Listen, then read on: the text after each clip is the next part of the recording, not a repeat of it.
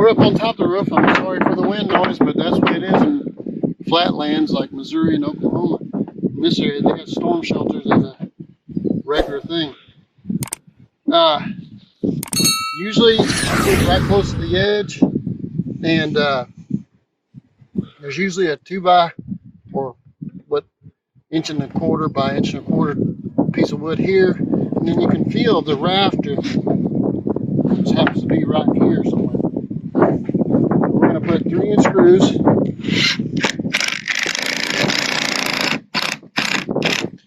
like so. Now, you can always adjust. Let me get some more screws. All I do is do one end, then I'll do the other. Before I can screw it off the middle. So we're going to walk along here. And right in there is where that last rafter is. And I can feel it by stepping on both sides of it.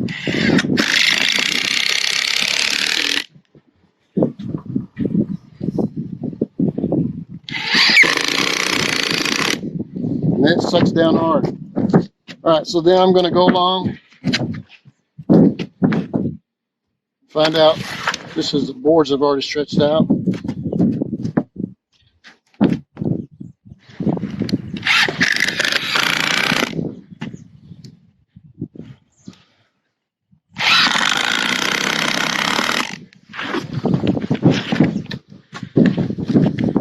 So I'm bouncing on that board so I know where it is, or that rafter.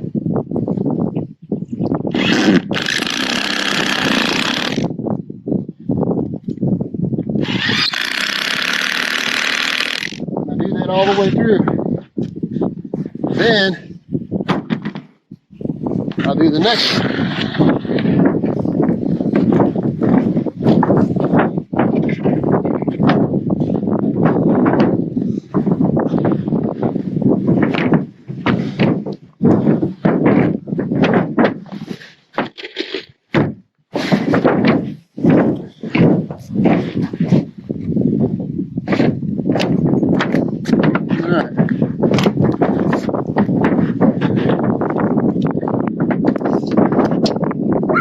Now, I'd like this to be 2 foot from edge to edge. So that's what I've done. I'm going to pull this out here so I can fasten to the outside board. I'm going to put one screw so we can pivot off of it. The wood kind of splits when it gets close to the outside. We're going to do the same thing on the other end.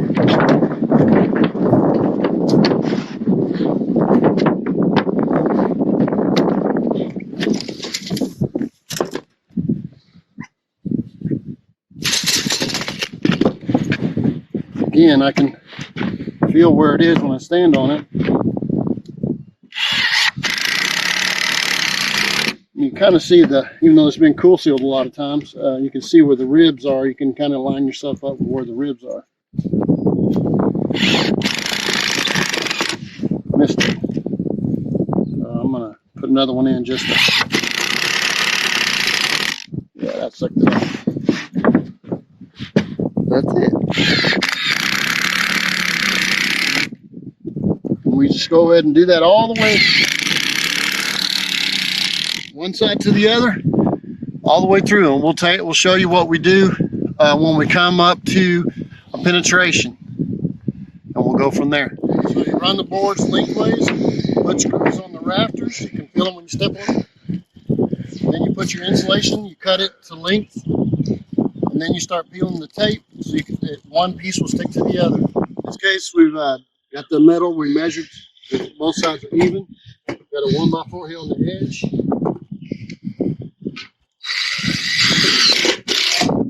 Screw into that 1x4. Go to the other end.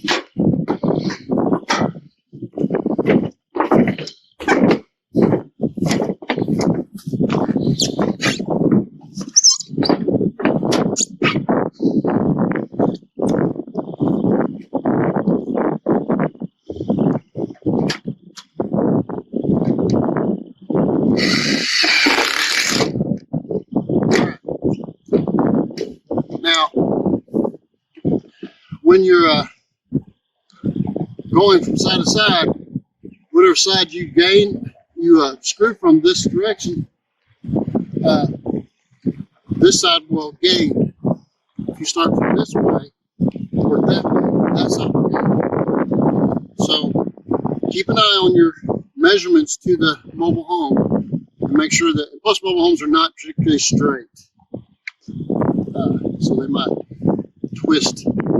So don't be totally flabbergasted if the metal gets out of whack and you have to keep adjusting it. That's normal. In this case, we got 6 inches of overhang, and it's going to keep the water from running into the windows and such. And they've had nothing but issues for a long, long time with this roof here, so now they don't. And this is something we've been doing for 27, 28 years in this area, so you can do it too. The plumbing vents, we cut them off with the metal, and I'll show you that, and then we go over the top of it, and they breeze in and out underneath the roof. So you don't have hardly any penetrations. When you reduce that much maintenance, it saves you a lot of trouble in the future.